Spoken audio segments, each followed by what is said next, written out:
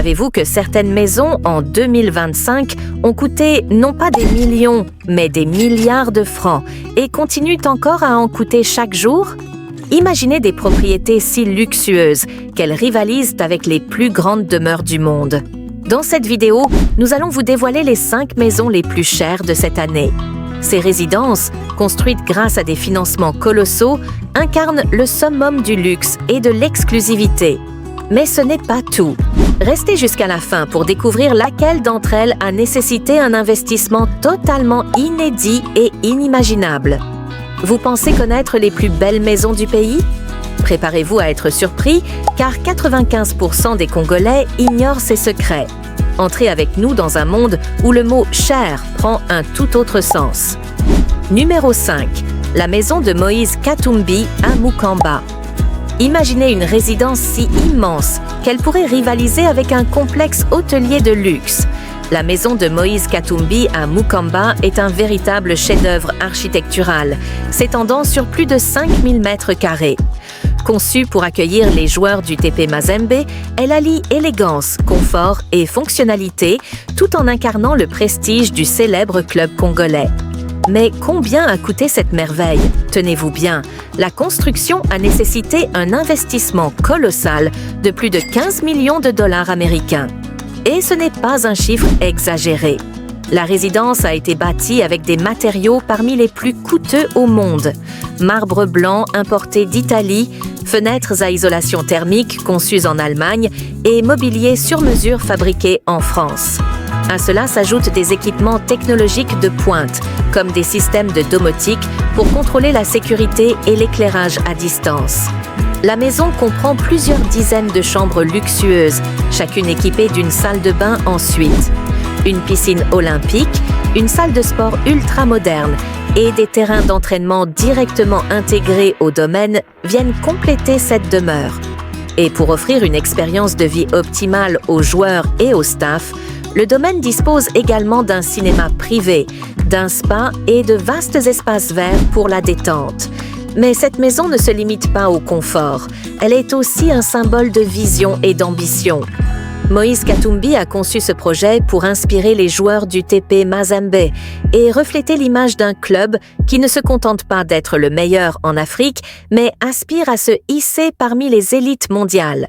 Selon des estimations, le coût annuel d'entretien de cette demeure avoisine les 500 000 $, une somme faramineuse qui couvre le personnel, les infrastructures et la maintenance. Cette maison, à elle seule, illustre l'envergure des ambitions de Katumbi et de son club. Mais ce n'est qu'un début. Préparez-vous à découvrir des propriétés encore plus spectaculaires dans ce classement. Numéro 4. L'hôtel Riviera de Bahati Lukwebo. Au bord des eaux scintillantes du lac Kivu se dresse une véritable perle architecturale. L'hôtel Riviera de Bahati Lukwebo, situé à Bukavu. Ce joyau hôtelier est bien plus qu'un simple lieu d'hébergement. Il reflète l'ambition et la vision de l'un des hommes d'affaires et politiciens les plus influents de la République démocratique du Congo. Avec une superficie dépassant les 4000 mètres carrés, cet établissement incarne le luxe et l'élégance dans une région où le développement hôtelier connaît un essor sans précédent. Construire l'hôtel Riviera de Bukavu a nécessité un investissement colossal de près de 10 millions de dollars américains. L'architecture moderne de cet hôtel s'intègre harmonieusement au paysage environnant, offrant une vue imprenable sur le lac Kivu. Ses 50 chambres et suites, équipées des dernières technologies, rivalisent avec les standards internationaux. Le hall majestueux, décoré avec des matériaux haut de gamme importés de Dubaï et d'Italie, donne le ton dès l'entrée. L'établissement comprend également un restaurant gastronomique, des salles de conférence pouvant accueillir plus de 200 personnes et une piscine à débordement qui semble se fondre dans le lac. Mais l'hôtel Riviera de Bukavu n'est qu'une pièce de l'immense empire hôtelier de Bahati Lukwebo. À travers le pays, on trouve plusieurs autres propriétés prestigieuses portant la marque Riviera, notamment à Kinshasa, Lubumbashi et Goma. Malheureusement, certaines de ces infrastructures, faute d'entretien ou de fréquentation, ont été partiellement délaissées. Malgré cela, elle témoigne du rôle de Bahati Lukwebo dans la promotion du luxe et du tourisme en RDC. Restez avec nous pour découvrir d'autres demeures et projets qui repoussent les limites du luxe en RDC. Numéro 3. Les maisons de Mobutu, du palais privé à l'hôtel de luxe.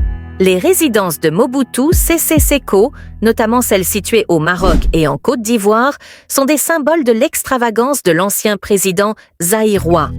La maison au Maroc, située près de Rabat, était un véritable palais privé. Elle était entourée de jardins luxuriants et offrait une vue imprenable, idéale pour accueillir les dignitaires étrangers et les invités de marque. Cette propriété a été conçue comme une forteresse de luxe, équipée d'installations modernes pour l'époque. En Côte d'Ivoire, Mobutu possédait également une résidence impressionnante située à Yamoussoukro. Ce bâtiment, initialement conçu comme une maison de retraite privée, a été transformé après sa chute en hôtel de luxe. Aujourd'hui, cet établissement continue d'attirer des visiteurs prestigieux grâce à ses suites somptueuses, ses vastes espaces événementiels et son cadre unique mêlant architecture coloniale et design africain. La construction de ces résidences dans les années 70 et 80 aurait coûté des millions de dollars, une somme astronomique à l'époque, financée en grande partie par les ressources de l'État zaïrois. Avec le temps, leur valeur a considérablement augmenté, notamment celle de l'hôtel en Côte d'Ivoire, qui est désormais estimée à plusieurs dizaines de millions de dollars. Cependant, ces propriétés n'ont pas échappé à la controverse. Leur transformation en hôtels ouverts au public a soulevé des questions sur leur entretien et leur financement initial. Ces résidences, bien qu'aujourd'hui en grande partie réaffectées, incarnent un pan de l'histoire de Mobutu, oscillant entre faste, excès et ambition démesurée. Si elles continuent d'être utilisées, elles restent également des monuments silencieux d'une époque où le luxe personnel rivalisait avec les besoins de tout un pays. Numéro 2, l'hôtel Serena de Goma, entre luxe et rumeur. Situé sur les rives paisibles du lac Kivu, l'hôtel Serena de Goma est l'un des joyaux de l'hôtellerie en RDC. Connu pour son cadre idyllique et ses installations haut de gamme, il attire une clientèle variée, composée de diplomates, de touristes et d'hommes d'affaires. Avec ses 100 chambres luxueuses, ses suites spacieuses, sa piscine à débordement et son spa de classe mondiale, cet hôtel se distingue par un raffinement qui rivalise avec les meilleurs établissements d'Afrique. Cependant, ce qui rend l'hôtel Serena encore plus fascinant, ce sont les rumeurs persistantes qui entourent son propriétaire. Selon des habitants de Goma, cet hôtel appartiendrait à Joseph Kabila, l'ancien président de la RDC. Bien que cette information n'ait jamais été confirmée, ces spéculations continuent d'alimenter les conversations locales et les débats en ligne. Certains affirment que l'hôtel aurait été construit grâce à des investissements privés liés à la famille Kabila, tandis que d'autres réfutent ces allégations en insistant sur le fait qu'il s'agit d'une propriété étrangère. Quelles que soient les vérités derrière ces rumeurs, l'hôtel Serena est sans conteste un symbole de luxe dans une région souvent confrontée à des défis économiques. Construit pour un coût estimé à 15 millions de dollars, cet établissement génère également des revenus annuels substantiels grâce à sa popularité auprès des voyageurs internationaux et locaux. Les frais d'entretien dépassent le million de dollars par an, notamment pour garantir des standards de service impeccables. Ce joyau hôtelier, qu'il soit ou non lié à Joseph Kabila, est un exemple frappant de l'évolution du secteur touristique en RDC.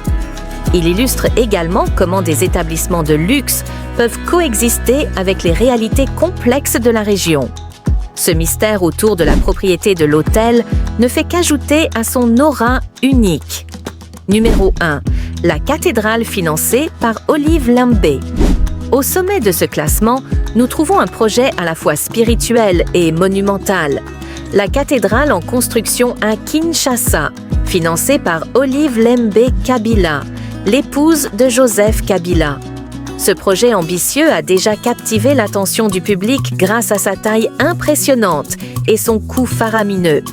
Une fois terminé, Cette cathédrale sera la 3e plus grande d'Afrique centrale, un exploit architectural qui reflète à la fois la foi et l'ambition de ses concepteurs.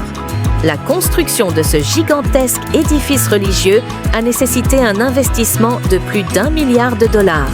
Cet argent a été utilisé pour financer des matériaux haut de gamme, des designs novateurs et une main-d'œuvre qualifiée. Les premières estimations suggèrent que la cathédrale pourra accueillir des milliers de fidèles, avec des espaces prévus pour les messes, les conférences religieuses et d'autres événements d'envergure. Mais ce n'est pas qu'un simple lieu de culte.